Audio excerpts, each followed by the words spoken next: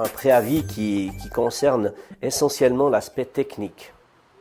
Même si l'investissement de l'ordre de 250 000 francs peut paraître relativement important pour simplement la remise à niveau de matériel technique, il n'empêche que c'est une évolution. Ce matériel a une douzaine d'années, donc il était nécessaire de remettre à niveau tout du matériel de gestion.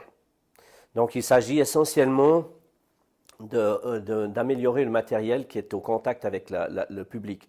Et c'est dans ce sens-là que le public verra une différence. On espère améliorer notamment la fiabilité du matériel.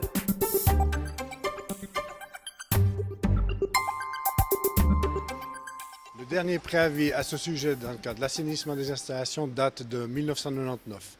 Ce préavis avait été déposé pour remplacer certaines installations et rénover certaines autres. Aujourd'hui, il s'agit de remplacer certaines installations dont l'intercommunication. L'intercommunication sera totalement changée. La vidéosurveillance, l'ensemble des caméras sera maintenu. Par contre, c'est le système de transfert des données qui sera rénové et adapté aux nouvelles technologies de manière à transporter les images, notamment dans les 2 postes de police et à la loge du parking du Panorama.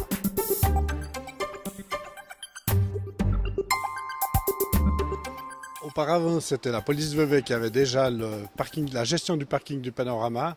Et lors de l'association de communes, la mise en route de l'association de communes, la commune de Vevey a confié la gestion à Police Riviera au travers d'un contrat de prestation.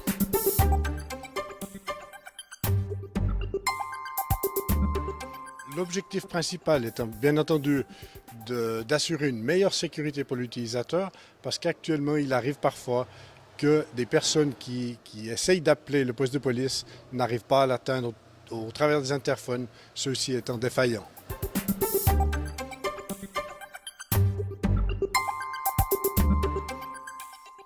Le parking du Panorama, c'est la référence de la politique tarifaire que veut mener la ville de Vevey. La ville de Vevey, en 1995, a racheté le parking du Panorama précisément parce qu'elle désirait avoir une influence sur la manière dont la tarification en ville était faite pour le parquage des automobilistes. Et en étant propriétaire d'un parking qui est le plus grand de la ville, qui fait un peu moins de 350 places, c'est évident que la ville pouvait jouer un rôle dans cette politique tarifaire. D'autant plus que c'est elle, naturellement, qui gère également le parking de surface. Et c'est dans cet esprit que la décision a été prise à propos du parking de la place du marché, c'est d'avoir la même politique tarifaire pour un parquage en masse sur la place du marché ou sur le parking du Panorama. Et cette politique tarifaire, c'est de dire c'est 1 franc la journée pour les 50 minutes, et puis le tarif de nuit, c'est 1 franc pour 100 minutes. Et au parking du Panorama, c'est effectivement cette politique tarifaire qui est maintenue, c'est-à-dire jusqu'à 20 heures, vous avez un tarif de jour à 1 franc les 50 minutes, et depuis 20 heures jusqu'au lendemain matin, un tarif de nuit de 1 franc les 100 minutes, qui est le tarif que nous avons mis en place sur la place du marché, avec une petite différence, c'est que sur la place du marché, le tarif de nuit meilleur marché commence à 18 heures déjà, ce qui fait que la différence est un petit peu en faveur du parking extérieur, puis que naturellement, la place du marché n'est payante en tarif de nuit que jusqu'à 22 heures. Le reste de la nuit, l'occupation est gratuite.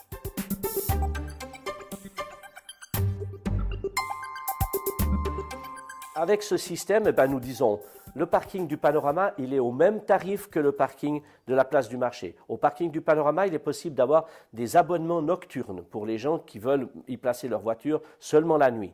Donc, la solution, c'est de se dire, le parquage de longue durée pour la nuit, c'est le parking du Panorama, et le parking extérieur de la place du marché, il est destiné aux activités commerciales ou commerçantes, c'est-à-dire lorsque des gens viennent de l'extérieur et doivent pouvoir être à proximité du théâtre, des cinémas et des restaurants.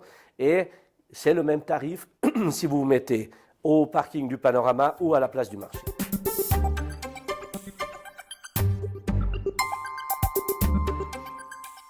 Notre volonté était d'avoir une politique cohérente. Et c'est vrai que la cohérence, elle est difficile à atteindre. Et on n'arrive pas à l'atteindre en une fois. Nous reconnaissons qu'il y a encore aujourd'hui des incohérences, puisque le tarif de parquage en extérieur n'est pas le même sur l'ensemble de la ville.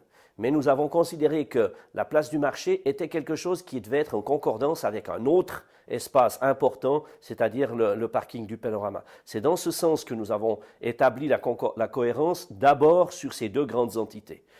L'objectif, c'est effectivement de faire comprendre aux gens que l'utilisation du domaine public dans les heures d'activité nécessitait un certain tarif, que ce soit pour l'entretien et que ce soit également pour un encadrement.